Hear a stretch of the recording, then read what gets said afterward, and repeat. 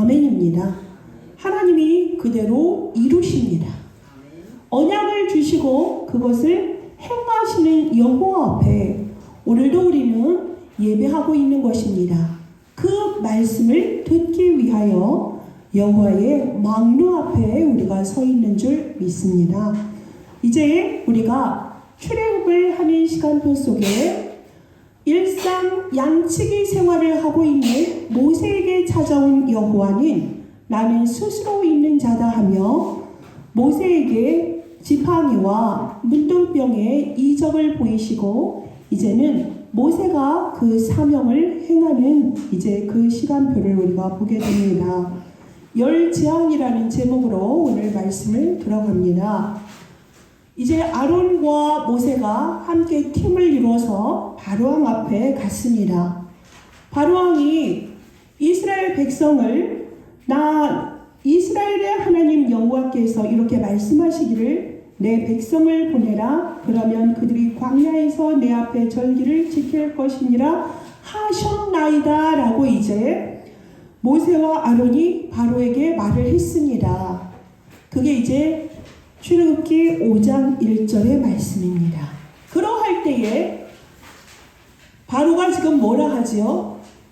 여호와가 누구이기에 그럽니다. 여호와가 누구이기에 내가 그의 목소리를 듣고 이스라엘을 보내겠느냐? 나는 여호와를 알지 못하니 이스라엘을 보내지 아니하리라 그럽니다. 당연하지요.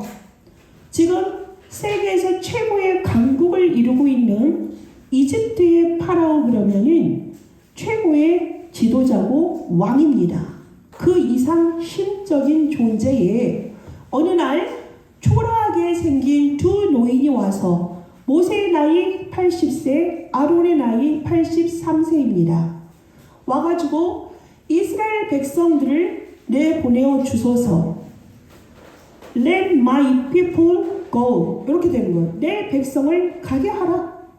그러니 그 말이 바로왕에게는 얼마나 얼토당토한 얘기겠습니까?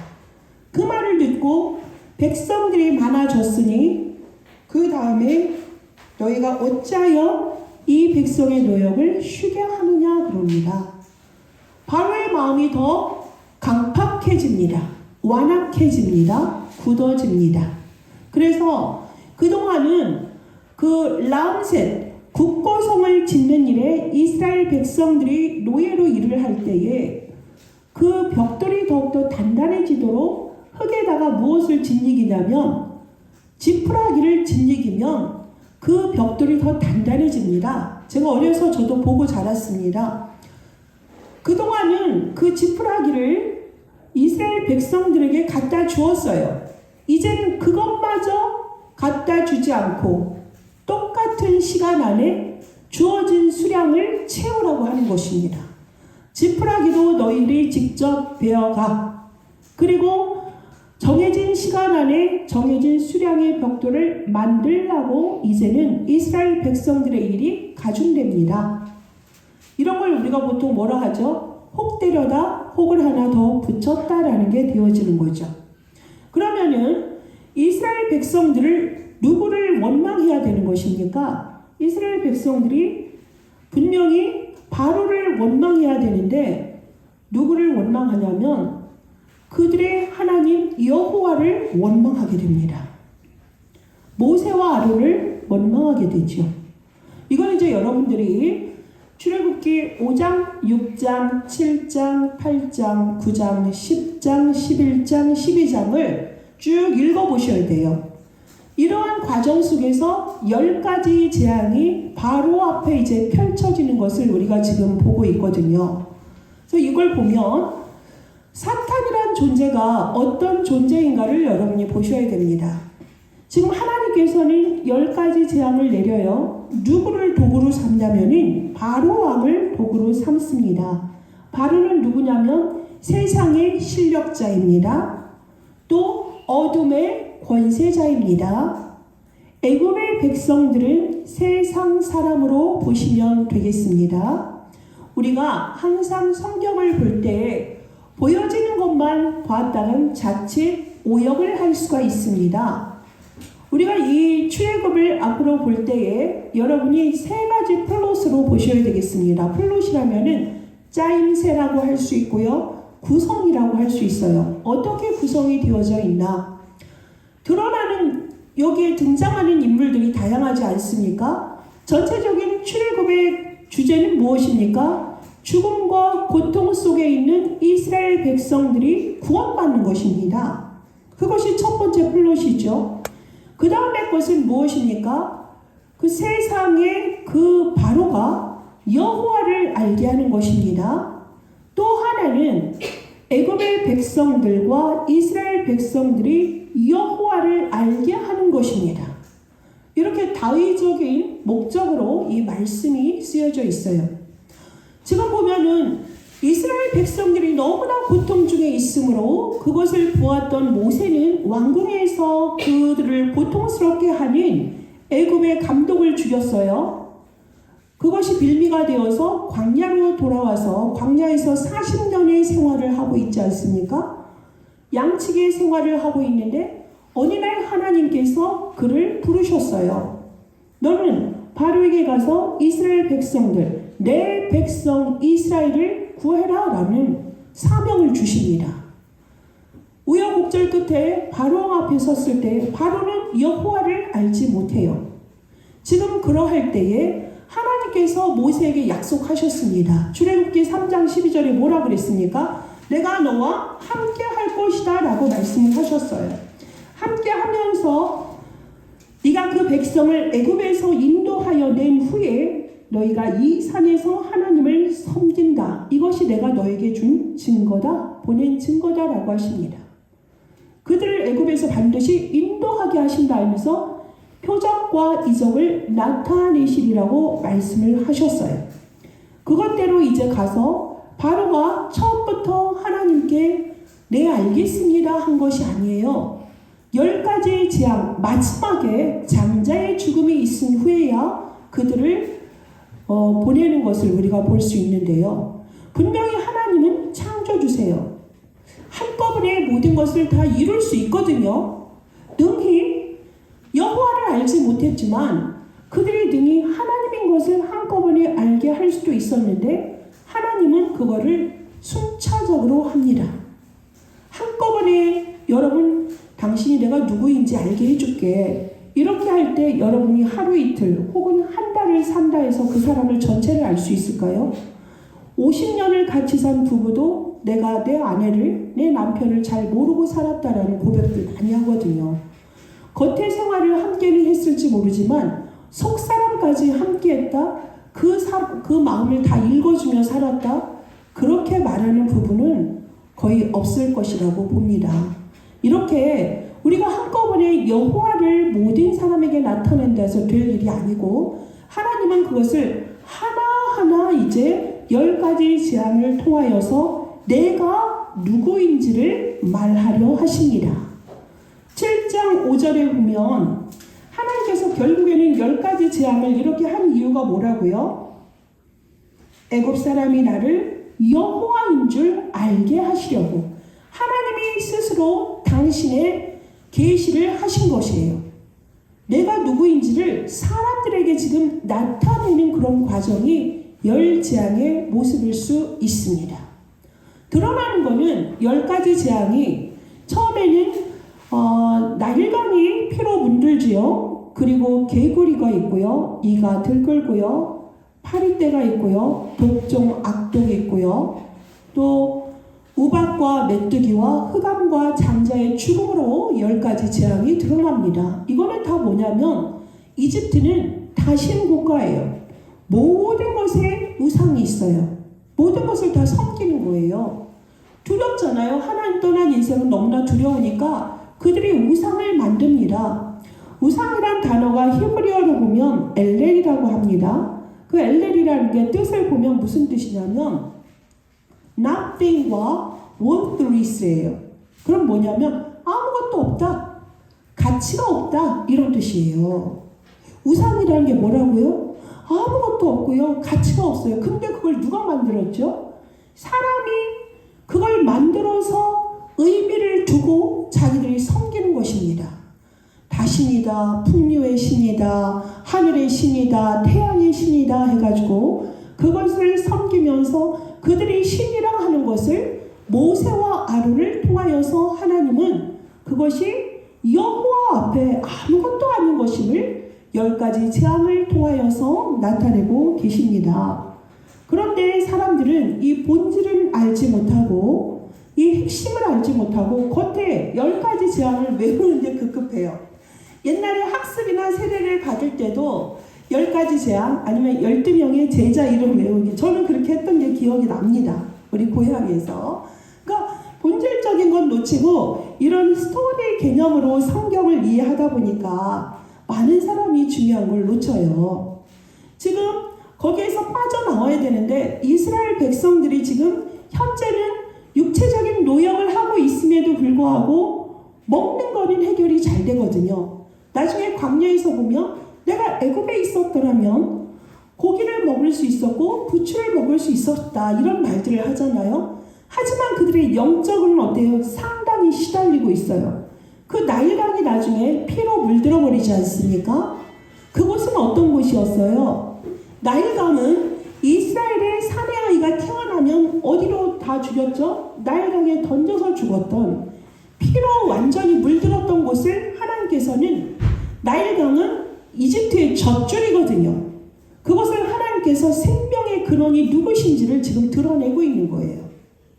나일강에 피로 물들게 함으로 그 이스라엘 백성들 고통 중에 있었던 그 강에서 그들은 뭘 했죠? 농사를 지었고요. 그들의 삶의 터전을 이뤘던 곳이에요. 비옥한 땅이었죠. 그런데 그것이 누구의 것이다? 여호와의 것임을 드러내는 것입니다. 개구리는 또 이제 다산을 상징하죠. 다산을 상징하니까 옛날에 믿음이 아주 좋은 그런 권사님 한 분이 강남에 사시면서 부유하게 사시고 신앙생활도 좋다 하시는 분이, 이제 그분이 해외만 갔다 오면 개구리 모양의 그런 형상을 많이 사오시는 거야. 집집 곳곳마다 다 주시는 거야. 다. 아들 방에, 딸 방에, 집집에, 화장실에도, 부엌에도 가끔. 왜 그랬을까요? 풍요롭고 다산 아이들을 많이 이제 여기서 주세요 하는, 그 성경을 어떻게 본 거죠? 제대로 못 본 거죠. 그건 지금 누가 의미 없는 그 우상을 두고 이집트에서는 거기에 의미를 두는데 어떻게 하나님을 믿는 분이 그렇게 오역을 해서 그런 생을 살다 가는지. 그런 사람을 또 그 후손들은 뭐냐, 믿음이 아주 신실하신 권사님 그랬대요. 그 모습이 예배 잘 드리시고 새벽 예배 가시고 경건의 모형 갖추셨겠지만 실제적으로 본 그 내용에 누가 진정 그리스도가 주인이셨을까, 그분은 하나님을 얼마나 알고 가셨을까라는 그런 의문을 가질 수밖에 없습니다. 이렇게 겉에 드러나는 모습들이 이제는 애굽 왕인 바로와 하나님의 사람 모세와의 이제 대적이지 않습니까? 결국에는 하나님께서는 고통받는 이스라엘 백성들을 건져내기 위해서 모세와 아론을 보냈던 것인데, 그들의 노역이 심해지니까 그들이 원망을 하는 것은 바로가 아니라 모세였고 하나님이었다는 거죠. 이것을 누가 행한 것입니까? 바로가 한 거지요. 바로가 더욱더 이들의 일을 힘들게 해서 하나님과 이스라엘 백성들 사이를 어떻게 했죠? 이간질했습니다. 그리고 모세와 아론과 이스라엘 백성들을 이간질했습니다. 사탄의 실체가 워낙 뭐라 그랬죠? 대적자고 참소자고 이간질하는 자 아닙니까? 그 짓을 지금 하고 있는 거예요. 그러니 누군가를 도우려고 했을 때 도운다고 했는데 오히려 낭패를 느끼는 경우가 여러분 간혹 경험한 적이 있을 것입니다. 이러한 일들을 통하여서 끝내는 10가지 재앙까지 다 맛보고 그 완악한 자의 모습 속에서 하나님은 끊임없이 애굽과 바로와 이스라엘 백성에게 내가 누구인지를, 나는 여호와니라, 나는 여호와니라, 너희들의 하나님이야, 이것을 끊임없이 보여주는 것을 우리가 볼 수가 있습니다. 그럼에도 불구하고 완악하니까 그들의 눈을 외면합니다. 귀를 외면합니다. 듣지 않습니다. 결국에는 그들의 문제가 있을 때에 그들의 수량을 체크하는 중간 관리자가 누구였냐면 이스라엘 사람이었거든요. 근데 그가 누구에게 찾아가죠? 그런 힘듦이 있으면 누굴 찾아갔어야 될까요? 모세를 찾아갔어야 되는데 바로를 찾아갑니다. 그것은 뭐죠? 당장에 보여지는 실력자가 누구예요? 바로죠. 최고의 권력자고 실력자이니까 그를 찾아가요. 마치 누구의 모습일까요? 하나님을 믿는다 하면서 교회의 생활과 세상에서의 언어가 다르고 행동이 다른 그러한 종교인들의 모습, 기독교인이라 이름을 쓰고 있는 사람들의 모습일 수 있습니다. 요즘 하나님께서 전도자를 통하여서 하시는 말씀이 무엇입니까? 유대교 크리스찬, 그러니까 유대인이면서 그리스도를 믿게 된 사람들을 말하죠. 원래 본래가 유대인이었어요. 그러다 보니까 그리스도를 믿는데도 그들 속에 남아있는 게 버리지 못한 게 무엇이죠? 그들의 법과 그들의 그 문화와 그들의 전통이라는 것을 가지고 그들의 눈으로 보니까 그리스도가 온전히 그리스도로 보여지지 않는 것이지요. 그래서 어찌하여 안식일에 병을 고치고 세리가 어떻게 같이 밥을 먹을 수 있으며 여러 가지 자기들의 시선으로 보다 보니까 그리스도의 일을 자칫 막아버리는 그런 모습들, 누구와 같죠? 복음 모를 때 우리의 모습과 똑같습니다. 그리스도는 이미 요한복음 19장 30절에 근본적인 문제를 다 끝내셨거든요. 우리가 원래 하나님과 함께할 때 완전했고 행복했던 우리의 삶인데 우리가 하나님의 말씀이 불순종한 결과로 에덴 동산에서 쫓겨났고요. 하나님과 함께하지 못하니 모든 우리의 삶은 뭐죠? 애쓰고 노력하고 선행을 하고 착한 일을 하고 좋은 일을 한다 하는데 과학과 종교와 학문의 일로 모든 인간의 근본 문제를 풀려 했지만 결과는 저주요, 제한인 것입니다. 그것은 아무리 내가 노력을 해도 내 자체의 신분이 하나님을 떠난 마귀의 자녀의 상태에 놓여 있기 때문에 노예된 신분에서 아무리 열심을 다한들 결국에는 그 사탄의 노예요, 지옥 가는 인생입니다. 이 인생의 근본적인 것을 하나님이 스스로 사람의 모양을 입고 오셔서 이 세 가지 근본적인 인간의 문제를 끝낸 것이 바로 십자가 사건입니다. 그분이 무슨 일을 하신 거죠? 하나님을 몰라요. 지금 누구처럼, 바로처럼. 여호와가 누군지를 모르는 자들에게 하나님만이 유일한 너의 구주시고 너의 창조주시다. 이 하나님 만나는 길을 지금 안내하는 선지자 아니겠습니까? 십자가에서 죽으신 이유가 뭐죠? 피에만 생명이 있어요. 그 생명인 피를 흘림으로 죄가 없어지거든요. 그게 레위기서 17장 11절에 있는 말씀입니다. 그렇기 때문에 십자가에서 어린 양의 피에 여인의 후손 오시겠다고 약속하신 그 그리스도께서 십자가에서 죽으심으로 말미암아 인간의 모든 죄가 끝내진 거예요. 대속물로 오셔서 인간의 모든 죄를 끝내셨잖아요. 사망에서 생명으로 옮기신 분이 바로 제사장 되신 그리스도이십니다. 그분은 지금도 많은 사람들, 하나님과 사람 사이 이간자요, 부모와 자식 간에, 또 형제끼리, 자매끼리, 또 친구 간에 모든 관계 속에서 하나 되지 못하고 갈등을 야기시키고 이간질하고 결국엔 사람을 멸망시키고 지옥 가는 인생으로 가는 그 사탄, 세상에서 임금 노릇하고 개개인에게 마귀가 집을 짓고 요새와 삼아서 그 마음이 강팍하고 완악하여서 하나님을 믿지 않고 하나님의 말씀을 듣지 않으려 하고 하나님의 말씀을 전하는 자들을 거역하고 거부하는 그 인생에게 하나님 만나는 유일한 길이 되신 참 왕으로 오신 것 아닙니까? 그 방법이 십자가에서 죽으심이에요. 죽으셨다가 다시 살아나셨어요. 부활하심으로 모든 거 다 끝냈거든요. 이 그리스도를 모르게 하는 거예요. 그러니 예배하지 못하게 하고요.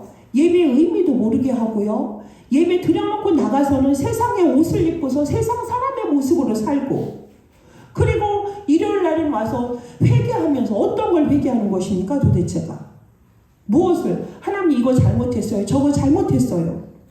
회개란 무엇인지 아세요? 회개란 하나님을 바라보는 것입니다.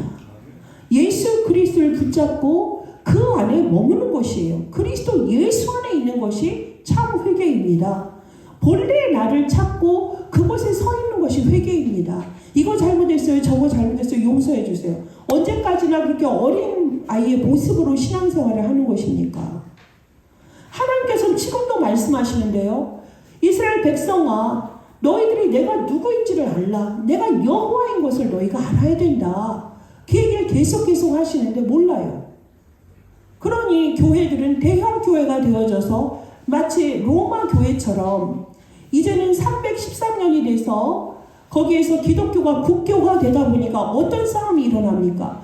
그리스도의 본질을 놓쳐버리고 그 교회에 왕이 오신데 왕의 옆자리에 누가 앉아야 되지? 왕 옆에 앉으면 뭐가 나오죠? 돈이 나옵니다. 권력이 나옵니다.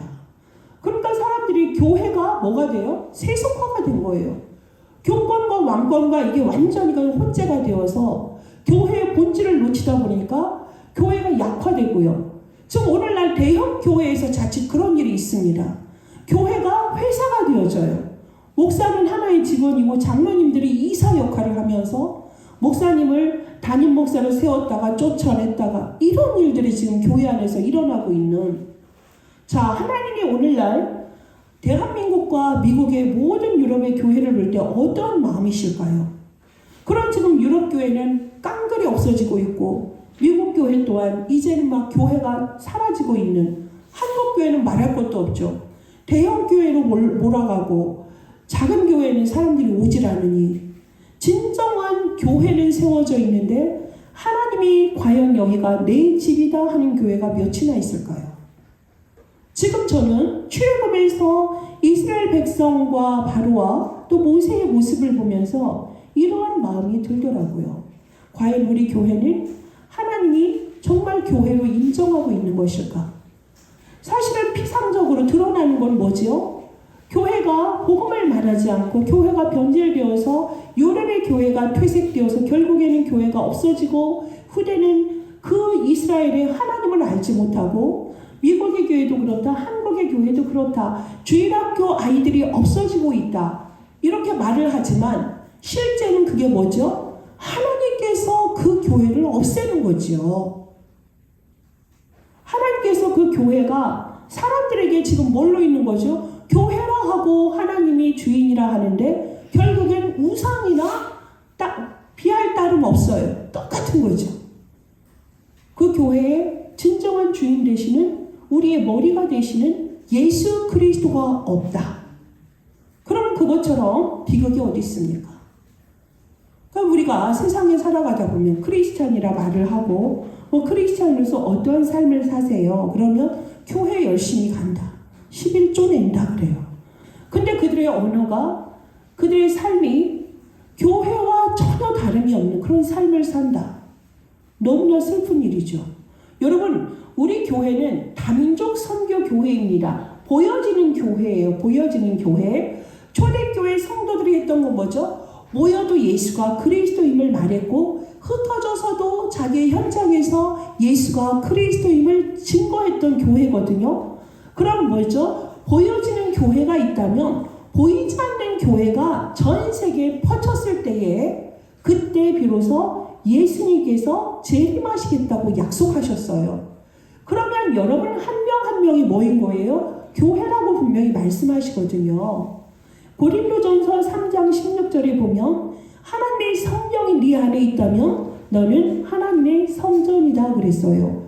그렇다면 뭡니까? 그리스도를 아는 자요, 그리스도를 말할 수 있는 자요, 그리스도를 누림으로 그리스도를 증거하는 여러분 한 사람 한 사람은 걸어다니는 교회인 게 분명합니다.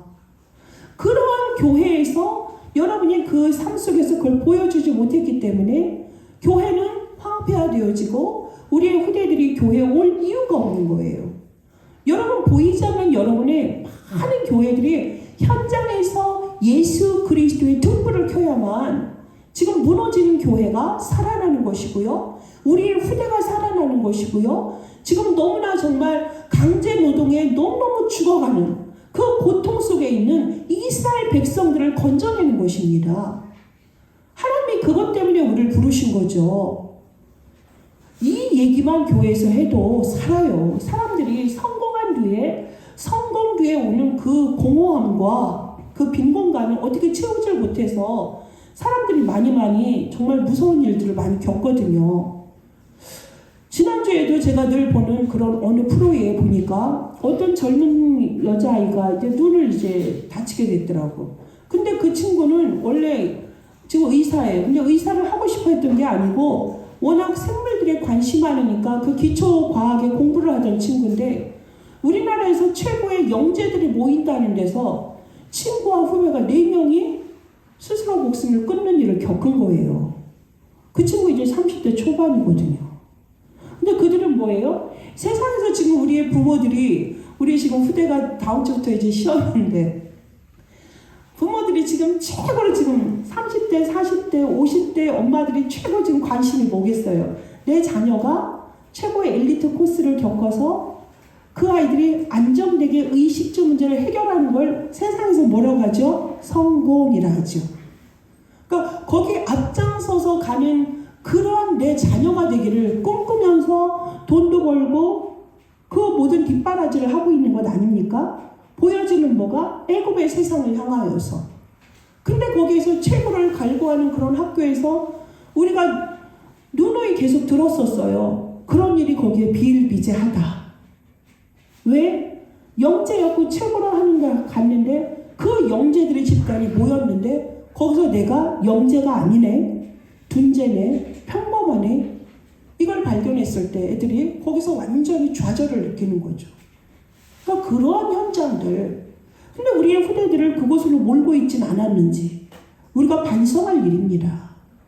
우리의 후대들이 어디에 서야 되는 거죠? 주는 그리스도시요 살아계신 하나님의 아들이십니다. 이 고백 위에 하나님이 반석이 되게 하셨고요. 그 그리스도의 고백 위에 하나님은 교회를 지으셨고요. 그 그리스도의 고백 앞에 천국 열쇠를 주신 것입니다. 그리스도 그 이름으로 네가 이제부터 기도하면 된다. 네가 땅에서 매면 하늘에서 매이고 네가 땅에서 풀면 하늘에서 풀리리라. 오직 그리스도의 그 이름은 만유의 주제가 되시고요. 하나님의 비밀이시고요. 그러므로 인생의 모든 문제가 그리스도 예수 안에서 다 이루어지는 것이고 다 끝나는 것이에요.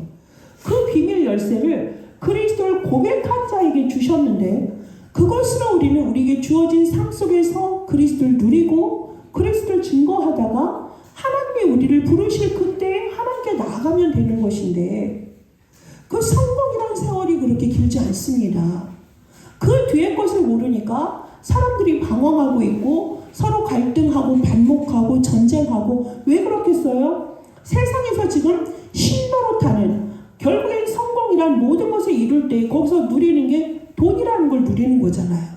돈이라는 걸 누리니까 사람이 생겨지고 배경이 생겨지고 세력이 생겨지고 그걸 사람들은 거기에서 바로처럼 살기를 원하니까 그렇게 갔지만 결국은 그 돈이라는 보여지는 이상한 그 우상에 의해서 사람을 배반하고 그것 때문에 악을, 범죄를 저지르기도 하고 그것 때문에 인생이 너무나 꼬이고 힘들어하는 모습을 우리가 보는데 왜 세상에서 신노릇하는 그 만몬신을 따라가는 것입니까? 우리는 뭐 해야 되죠? 돌아서야 되겠습니다. 갱신해야 되겠습니다. 갱신이란 내가 새롭게 변화한다가 아니에요. 갱신의 원래 뜻이 뭔지 압니까? 근원으로 돌아가는 거예요. 근원으로 돌아가는 거. 근원이 뭡니까? 주는 그리스도시요 살아계신 하나님의 아들이십니다. 이 신앙의 고백 속에서 성부, 성자, 성령 하나님이 지금 나와 함께 하시며 임마누엘로 함께 하심을 믿는 것입니다. 그 언약을 붙잡고 우리는 하나님이 지금 이 시대에 원하는 부활의 마지막 메시지가 뭐였죠?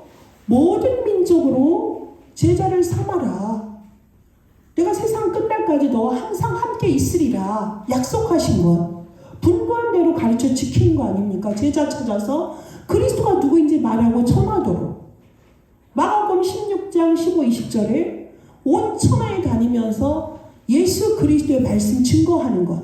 사도행전 1장 8절에 오직 그리스도 붙잡은 우리에게 하나님은 권능을 주셔서 성령 충만케 하셔서 땅끝까지 증인되게 하시겠다고 약속하신 것 아닙니까? 그 일을 향하여서 우리에게 실제적으로 지금 나와 있는 모든 나라에서 237 나라와 미전도 5천 종족을 향하여서 그리스도를 증거하는 그 일에 우리는 나아가면 될 줄 믿습니다. 이 일을 하라고 모세와 아론을 부르신 것처럼 이 시대에 그리스도 운동하는 우리에게 오직 그리스도로 완전히 피를 담궈버려야 돼요. 온몸을 피에 담글 때에 주님의 진노 면하겠네 하셨어요. 우리가 온몸과 온마음을 담글 때에 오직 그리스도에 완전히 올인할 때에 하나님께서는 우리에게 그리스도 일을 나타내십니다. 그리스도가 하신 일에만 관심 두면 안 돼요. 그리스도가 그리스도로 역사하도록 우리가 그 일에 집중하는 그 일에 은혜가 있길 바라겠습니다.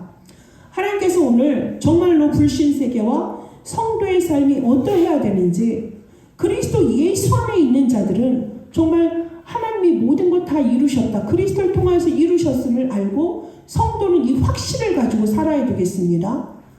그리스도 안에 큰 능력과 확신과 권능이 다 있습니다. 그렇죠?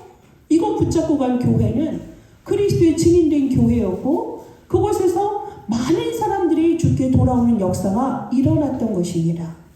이렇게 우리는 10가지의 재앙을 통하여서 세상의 많은 사람들은 여러 가지의 마음을 두고 목표를 두고 살아가지만 우린 뭐 해야 된다?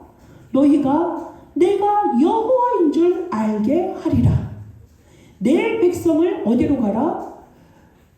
광야에 가서 사흘 결정 가서 절기와 제사를 지내도록 보내라 한 것처럼 많은 세상의 사람들과 아직도 그리스도를 온전히 알지 못하는 세상 속에 나가서 그리스도를 말하고 그리스도로 살리고 그리스도를 증거하는 자로 세우는 그 일에 저와 여러분을 부르신 줄 믿습니다.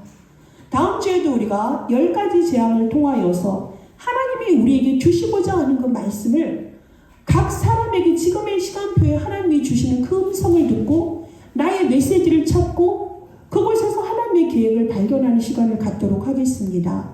오늘 10가지 재앙을 맞추는 여기에서 출애굽기 3장 12절과 5장 2절과 7장 5절의 말씀을 깊이 묵상하면서 하나님이 지금 나에게 다양하게 주시고자 하는 나에 대한 메시지, 우리 가정의 메시지, 교회에 대한 메시지, 또 세상의 메시지, 우리 교단의 메시지가 지금 다음 주에 너무나 중요한 전환점을 맞게 됩니다. 우리가 오직 그리스도 안에서 나를 보고 그리스도가 그리스도의 일을 보좌에서 행하실 것을 믿고 절대 불신앙하거나 낙심하거나 하지 말고요. 그리스도 안에서 여러분 피를 담그는 한 주가 되시기를 예수 그리스도의 이름으로 축복합니다. 기도하겠습니다. 하나님 감사합니다. 너무나 강팍한 바로의 마음, 하나님께서 그 마음을 허락하신 것입니다. 아직은 때가 되지 않았기 때문에 강팍하고 완악한 그를 통하여서 하나님이 여호와인 줄을 스스로 나타내시는 10가지 재앙을 우리가 보게 됩니다. 하나님, 오직 그리스도로 피를 담그는 한 주간 되게 하여 주옵소서. 그리스도 안에 우리를 온전히 담그는 한 주가 되게 하옵소서. 우린 무능합니다. 우린 무엇을 할 수가 없습니다. 하나님이 우리에게 은혜 주시고 지혜 주셔야만 우리는 그 길을 한 걸음 한 걸음 주님과 함께 나아갑니다. 하나님, 온 세상을 향하여서 예수가 그리스도 되심을 증거하도록 우리를 부르신 그 목적대로 하나님, 우리가 있는 현장 가운데서 삶의 예배가 되어지게 하시고 그리스도의 사람으로 살아가는 한 주 되게 하여 주옵소서. 감사드리며 예수 그리스도의 이름으로 기도합니다. 아멘.